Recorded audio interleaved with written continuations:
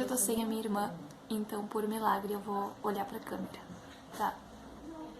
Eu vou falar sobre o período entre guerras, que vai de 1918 a 1939. É um período de pouco mais de 20 anos, que foi uma espécie de intervalo entre as duas grandes guerras mundiais acontecidas, marcadas por uma grande crise econômica, junto com crises políticas e sociais não resolvidas, que viraram uma bomba relógio para que uma catástrofe ainda maior acontecesse. Uma das causas disso foi o fracasso da Liga das Nações, criada após a Primeira Guerra Mundial para manter a paz. E além de não resolver suas questões políticas, a Europa, devastada pela Primeira Guerra, deixa de ser o centro da economia mundial, passando a ser os Estados Unidos esse centro da economia. Em 1918, termina a Primeira Guerra Mundial, os países da Europa estavam praticamente arruinados. Mesmo os que saíram vencedores, como a Inglaterra e a França, têm que enfrentar enormes problemas devido aos estragos dessa Primeira Guerra. A Europa ela tenta se reerguer, mas não é mais o centro da economia. Como eu disse, esse posto passa a ser os Estados Unidos, que viviam um grande período de prosperidade. Se eu soubesse colocar, eu colocaria em algum canto desse vídeo um link que faria vocês olharem lá o vídeo que eu gravei sobre a crise de 29. Mas eu não prometo que eu vou fazer isso porque eu não sei mexer, tá?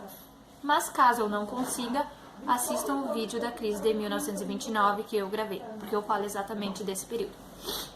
Então, os Estados Unidos eles saíram da guerra como um dos maiores credores do mundo, que ao invés de se preocuparem com o que acontecia na Europa, eles preferiram manter um certo isolamento.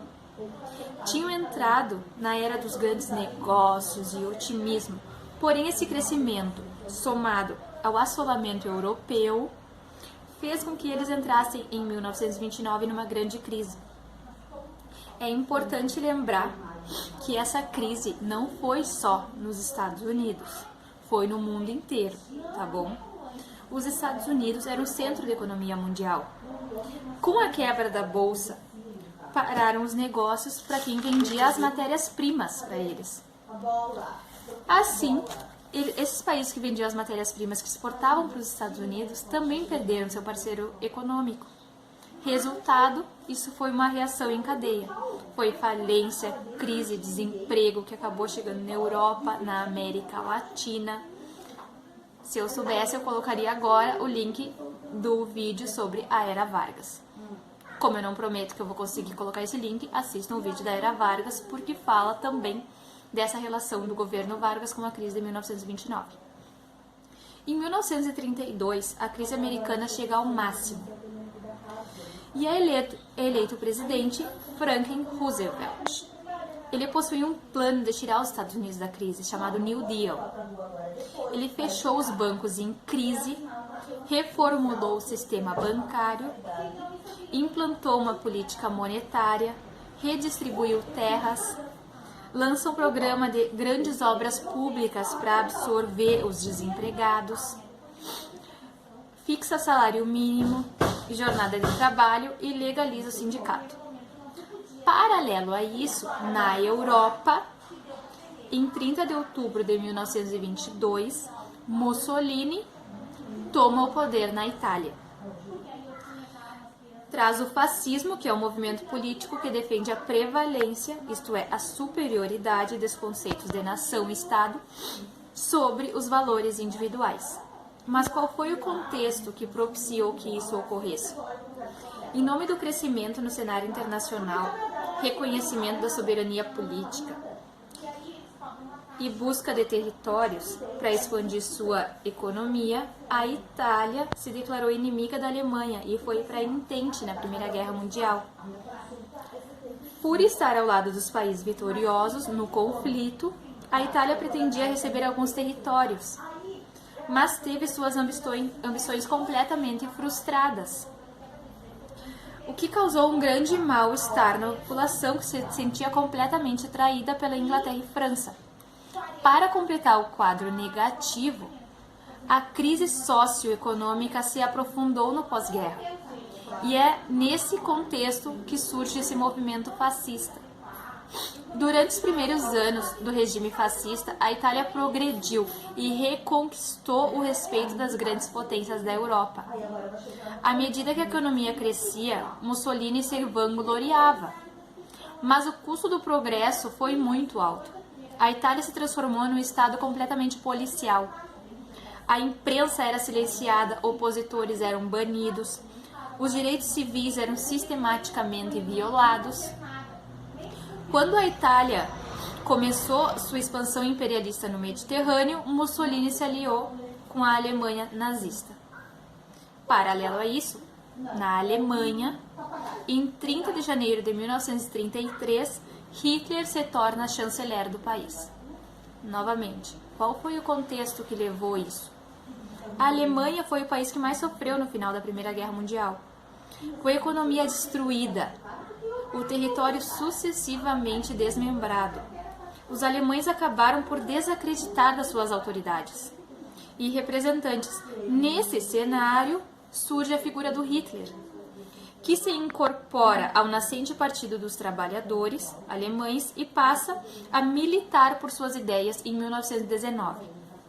Em 21, Hitler assume a liderança do partido e reformula o seu nome. Agora, o partido começa a se chamar Partido Nacional Socialista dos Trabalhadores Alemães, apelidado de Nazi, e adota a suástica como seu símbolo. O fascismo italiano e o nazismo alemão tinham certas semelhanças. Os dois acreditavam no Estado autoritário, dirigido por um chefe com plenos poderes no país. Havia, no entanto, uma diferença. O nazismo trouxe essa ideia nova e a ideia de raça. Para Hitler, a raça germânica, além de ser superior às demais, estava predestinada a dominar o mundo.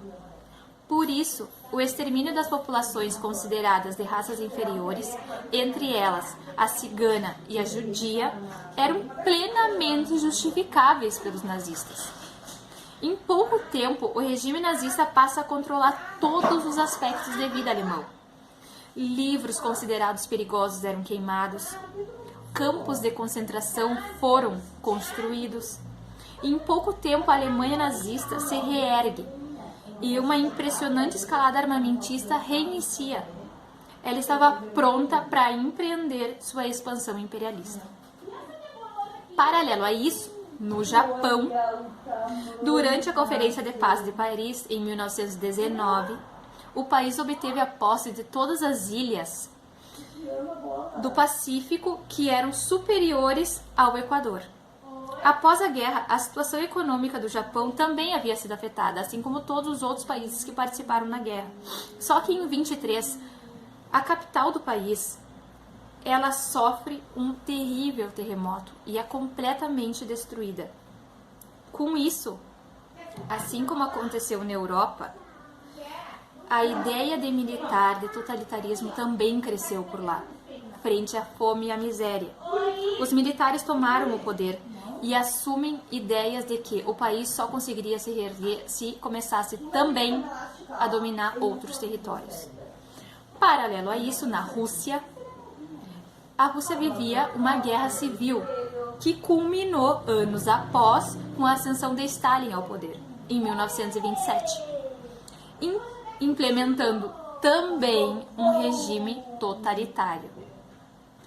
Paralelo também na América Latina, quando as hostilidades da Primeira Guerra Mundial chegaram ao fim, o sentimento nacionalista invadiu a América Latina e suas relações internacionais passaram a ser bilaterais.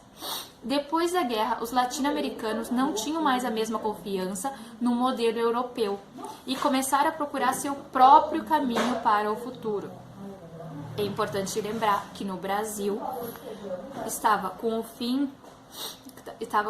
do regime oligárquico e início da era Vargas. Vargas também com seu regime totalitário, seguindo os padrões do resto do mundo que estava acontecendo.